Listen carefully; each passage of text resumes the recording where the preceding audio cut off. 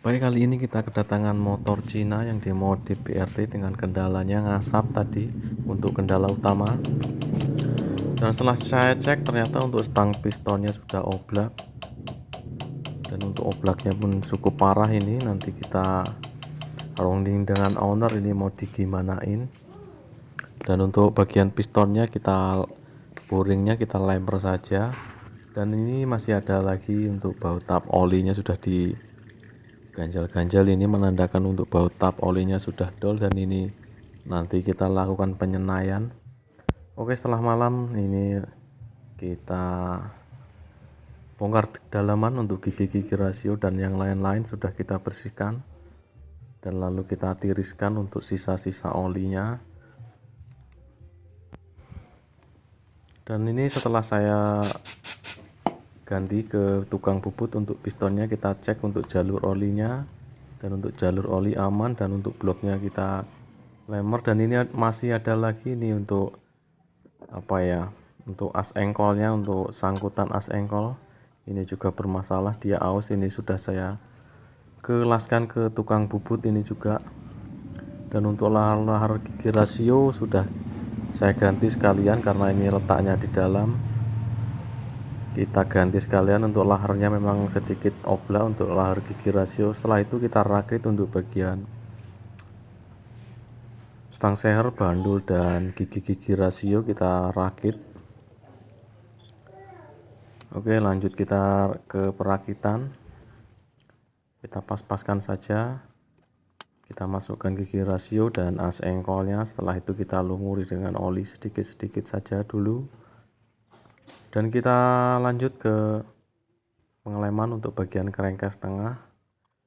Setelah itu kita pasang packingnya, dan setelah itu masukkan kerengkes sebelahnya. Dan di bagian kerengkes sudah saya lem, ada bagian yang retak tapi tidak sampai keluar, itu sudah saya lem dengan lem porting. Tapi untuk kerataannya aman, dia cuma di dalam saja, untuk luarnya masih aman. Setelah itu, setelah beres ini untuk perakitan bagian tengah, lalu kita kunci-kunci saja untuk bagian kerengkes tengah ini. Dan setelah itu kita masukkan cakar rayam atau pengantar giginya. Dan untuk bagian bintangan di botol klep itu ada semacam sepi. Ada semacam sepi, ada 6 biji di bagian botol klep itu untuk pemasangan bintangan, itu jangan sampai terbalik. Untuk posisinya seperti itu dia. Untuk bagian yang coakan itu berada di luar, dan untuk kalaupun terbalik nanti dia tidak bisa terpasang untuk bagian baut. Nah, seperti itu baru bisa terpasang dia. Setelah itu kita pasang untuk bagian penakan bintangannya, bintangan botol klep. Oke, di situ ada pernya, itu hati-hati pemasangan seperti itu kira-kira. Setelah itu kita kencangkan untuk bagian penekan bintangan botol klepnya, dan kita kencangkan sekalian bintangannya menggunakan kunci 10. Lalu kita cek kembali untuk bagian gigi 1 sampai gigi 4, dan itu sudah normal semua.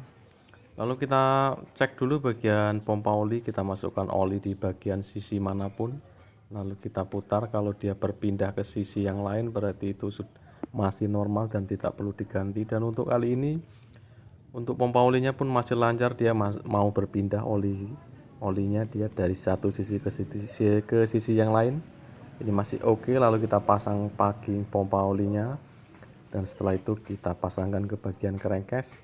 Dan untuk pemasangan hati-hati karena di dalamnya ada as yang menuju di sebelah kerengkes kiri untuk setelan sentrik, roda sentriknya, roda untuk roda penggeraknya. Lalu kita pas-paskan saja, jangan sampai meleset. Setelah itu kita obeng, dan lalu kita kencangkan menggunakan obeng ketok, dan lalu kita pasang bagian filter kasa untuk saringan oli yang menuju ke nanti masuk ke krek as. Dan untuk bagian kop atau silinder kop, silinder head, ini ada satu masalah lagi di bagian klep dan botol klep, ini sedikit oblak untuk klep in. Tapi nanti kita lakukan pergantian semuanya saja, baik di blosnya ataupun di klepnya kita ganti semua, kesuwen kita ganti semua. Ini terlihat ada oblakan yang cukup signifikan, dia ada beberapa beberapa mili lah kira-kira. Dan untuk mesin sudah saya naikkan, dan ini ada satu masalah lagi untuk bagian baut setelan roller sentrik ini sudah mengalami aus. Ini baru ketahuan, ini bautnya sudah dol, dan ini sudah saya lakukan penyenaian. Sebelumnya sudah saya amankan untuk gram-gramnya supaya tidak masuk ke bagian mesin. Oke, ini untuk baut ini dia untuk penekan roll sentrik, nantinya dia seperti ini bentuknya. Nah, seperti ini dia untuk baut penekan roll sentrik, ini dol tadi. Oke, lanjut kita kencangkan saja, ini sudah teratasi untuk masalahnya. Ini untuk masalah ini baru kelihatan, jadi ya agak buru-buru untuk pengerjaannya.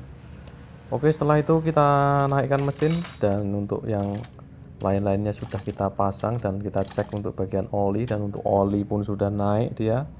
Kita engkol tipis-tipis saja sudah naik dengan oke. Dan ada satu bagian lagi di bagian rumah kampas kopling, ini sudah oblak ini.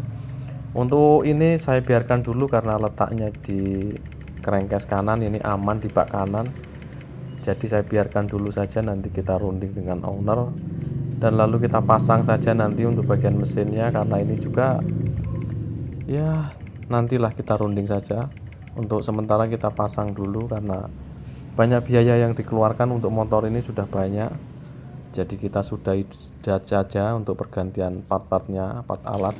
Dan ini sudah hidup untuk motor, sudah normal, walaupun ada sedikit kendala suara di bagian kopling tadi.